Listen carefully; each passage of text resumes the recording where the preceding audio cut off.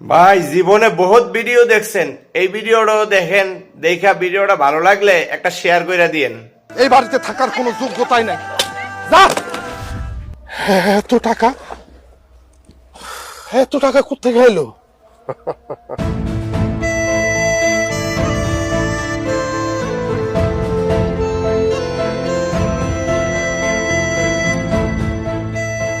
Aladdin, তোর হাত ঠিক হয়ে গেছে? আমার হাতের কিছুই হয় নাই। আমি পঙ্গু সাইজা দেখতে চাইছিলাম কোনদিন যদি আমার বিপদ আসে, যাগুলি এত করলাম তারা আমার বউ বাচ্চার সাথে কি করব? আর আমি তো পঙ্গু সাদার অভিনয় করছি, কিন্তু তমগু সবার তো বিবেক পঙ্গু হয়ে গেছে। আলাদিন, সব টাকা তোর? আবার চেরাগ আছে, চেরাগ। আলাদিনের চেরাগ আছে। আমার মতো প্রবাসীরা প্রত্যেকটা এক একটা আলাদিনের চেরাগ। অন্তত তমগু দৃষ্টিতে তো অবশ্যই তোমরা এই দেশে বসে ঘষা দিবা, আর আমরা ওই দেশ থেকে শুধু টাকা পাঠাইতে থাকবো। আলাদিনের জিনের যেমন কোনো আবেগ অনুভূতি নাই, এক একটা প্রবাসীরও কোনো আবেগ অনুভূতি নাই। তোমরা শুধু ঘষা দিয়া ছাইরা দিবা আর বলবা আইফোন লাগবো, ঘরে এসি লাগবো, মোটর সাইকেল লাগবো, কিন্তু কিভাবে আলাদিনের জিনের মতো প্রবাসীরা তা জোগাড় করবো সেইটা কিন্তু তোমকে চিন্তার বিষয় না। এই যে আমার মাসুম বাচ্চাটা, আমি আলাদিন দেখতে পারি নাই, 7 বছর দেখতে পারি নাই। ভিডিও কল, মোবাইল কলের কল্যাণে যেটুক দেখি ওইটুকুই। মা কই একবার বুকে জড়ায় ধরে নিতে পারি নাই আমার বাচ্চাটারে। আমার বাচ্চা কিন্তু কোনোদিন আমার বাপ কই আমার কাঁধে চড়তে পারে নাই। কত ঈদ গেছে, কত অনুষ্ঠান গেছে, বাচ্চা বায়না করতো, আব্বা আমার একটা চিপস কিনা দেন, আমার একটা বেলুন কিনা দেন। কিন্তু আমার বাচ্চাগুলি দেখছে, কোনো দিন বলতে পারে নাই। বলবো কেমনে?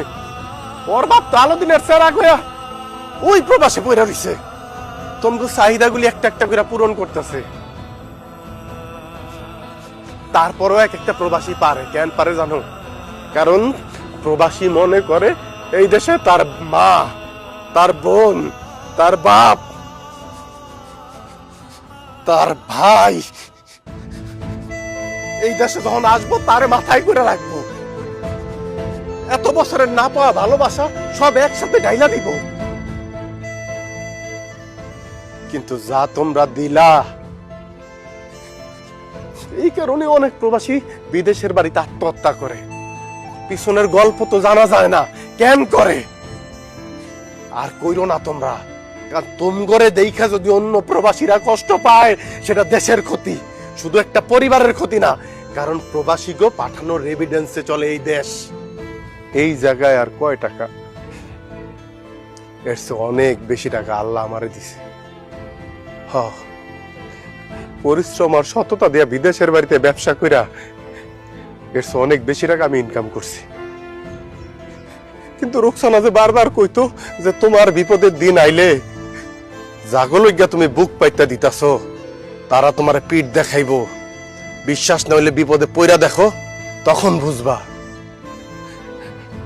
আল্লাহ আমার বিপদে ফেলায় নাই ঠিকই, কিন্তু আমি অসুস্থর ভান ধইরা এই কয়দিনে মা, বোন, বাপ, ভাই সবাইরে চিনছি। যারা আপন হওয়ার তারা টাকা ছাড়াই আপন হয়। আব্বা, চাচুর জমি কেনার জন্য টাকা লাগবে, টাকাগুলো দিয়ে দাও। ও মা, শাশুর অনেক টাকা দরকার। শাশু টাকা দিয়ে সম্পদ কিনবো, সুখ কিনবো, সুখ। শাশুরে সব টাকা দিয়ে দাও, আমার কোনো আপত্তি নাই। তারপরও ভালো থাকুক শাশুরা, ভালো থাকুক আমার পরিবার। চলো, এই পরিবারে আন না। আমি দুঃখিত, আমার কাছ থেকে তুমি যা পাওয়ার কথা, আমার সন্তান যা পাওয়ার কথা, পরিবারের দিকে তাকে আমি তারপরে দিতে পারি নাই। ওই যে ভাই কইছে না, প্রয়োজনে গাছতলায় থাকবো, কিন্তু স্বার্থপরদের সাথে আন না। ভাইজান, টাকা দিয়া গেলাম, এই টাকা ফুরাইলে তো আমার আর পাইবা না খুঁজা, তখন কি করবা?